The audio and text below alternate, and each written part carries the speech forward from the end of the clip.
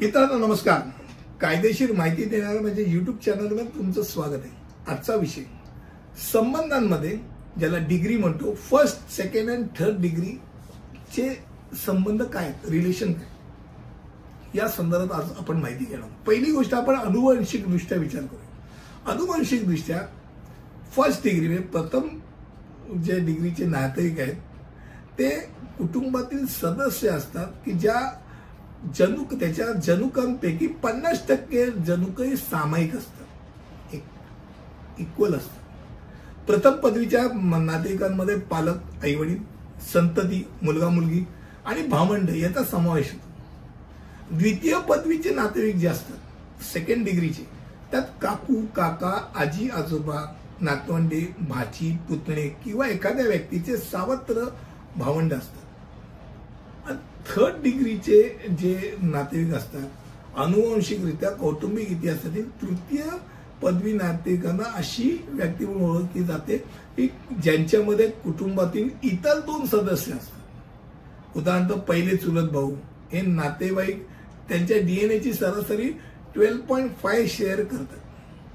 आता हे जरा नॉर्मल कोर्समध्ये आपण अनुवांशिक दृष्ट्याचा विचार केला, पण आपण जो भाग विचार करणार आहोत तो वारसा हक्कासाठी आणि कोणती स्थावर मालमत्ता भेट देताना मुद्रांक शुल्क भरण्यासाठी नातेवाईकांचे तुमची डिग्री काय, त्या डिग्री जरा वेगळ्या आहे. या वगळ्या ज्या अनुवंशिक डिग्र्या ज्या आहेत त्याच्यापेक्षा ही डिग्री वेगळी.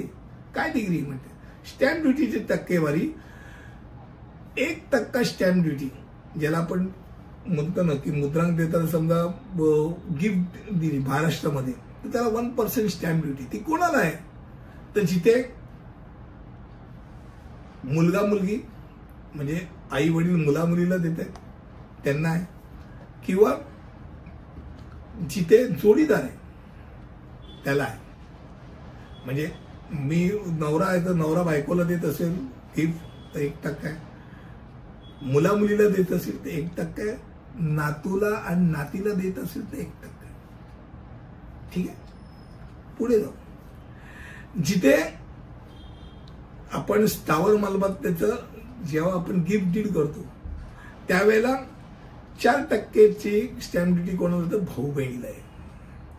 भाऊ बहिणी याला 4% आणि खालून वरती समजा गिफ्ट करायचा प्रयत्न केला म्हणजे मुलांनी किंवा मुलीने आई वडिलांना द्यायचा प्रयत्न केला तर 4% स्टॅम्प ड्युटी पडते. आणि ह्याच्या पलीकडचे नाते जेवढे आहेत काका, काकू, पुतणे, भाचे, आजी, आजोबा यांना 6% स्टॅम्प ड्युटी. यांना थर्ड डिग्रीची नाते.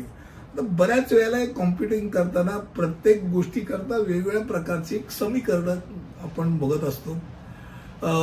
जिथे अँसेस्ट्रल प्रॉपर्टीचं सक्सेशन आहे त्याकरता वेगळ्या डिग्री आहेत, स्टॅम्प ड्युटी करता वेगळ्या डिग्री आहेत. त्यामुळे आपण नक्की कशाकरता आपण बघतो ते बघणं फार महत्वाचं ठरतं.